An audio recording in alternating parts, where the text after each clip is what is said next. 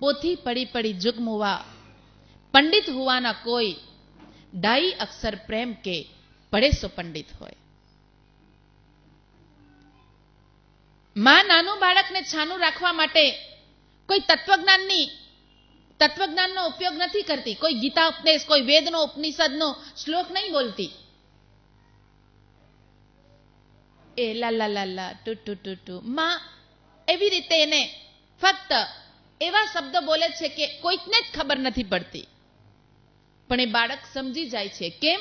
કારણ કે એ શબ્દોની પાછળનો અર્થ શું છે એનું મહત્વ નથી, પણ એ શબ્દની પાછળનો ભાવ છે કે એ પ્રેમથી એ બાળકને શાંત કરવાની કોશિશ કરી રહી છે. તો જ્ઞાન કરતા પ્રેમ સર્વોપરી છે. એનો મતલબ એમ નથી જ્ઞાન ન હોવું જોઈએ. તો મસ્તિષ્ક કેન્દ્ર આપણું જાગ્રત હોય, માતૃશક્તિ જાગરણ એટલે એના 3 કેન્દ્ર જાગ્રત થવા જોઈએ. ફક્ત પ્રેમ પણ ન ચાલે, પ્રેમની સાથે જ્ઞાન પણ હોવું જોઈએ. એને શું ખાવાનું દેવાનું, શું નહીં દેવાનું, એનો પૌષ્ટિક આહાર કેવો આપવો જોઈએ, એને જીવનમાં આગળ વધારવા માટે આપણે એને શું કરવું જોઈએ, એની સાથે કેવું વર્તન કરવું જોઈએ, કેવી રીતે રહેવું જોઈએ, એને કઈ વાતો કરવી જોઈએ, કઈ વાતો ન કરવી જોઈએ, એને કેવી દ્રષ્ટિ આપવી જોઈએ, કેવી જગ્યાએ એને જવા દેવું જોઈએ, કઈ જગ્યાએ ન જવા દેવું જોઈએ. એ બધા સંસ્કારોનું સિંચન ગર્ભ સંસ્કારથી શરૂ થાય છે. સૌથી પહેલા ગર્ભ સંસ્કાર.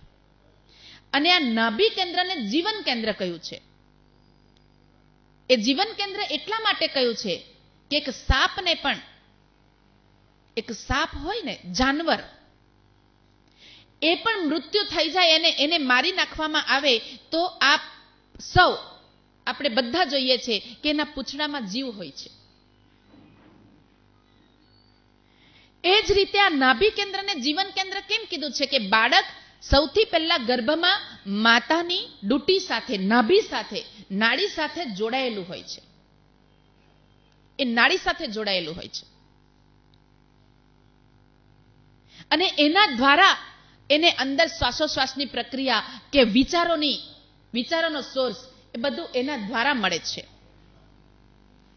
તો નાભી કેન્દ્ર જીવન કેન્દ્ર છે કે મનુષ્યના મૃત્યુ પછી પણ, જે બધી ઇન્દ્રિયો જવા લાગે પણ મનુષ્યના મૃત્યુ પછી પણ આ નાભી કેન્દ્ર છે એ 10 મિનિટ સુધી જાગ્રત રહે છે. અને આ વૈજ્ઞાનિક રીતે અનુભવેલી વાત છે કે નાભી કેન્દ્ર એ ખૂબ મહત્વનું છે.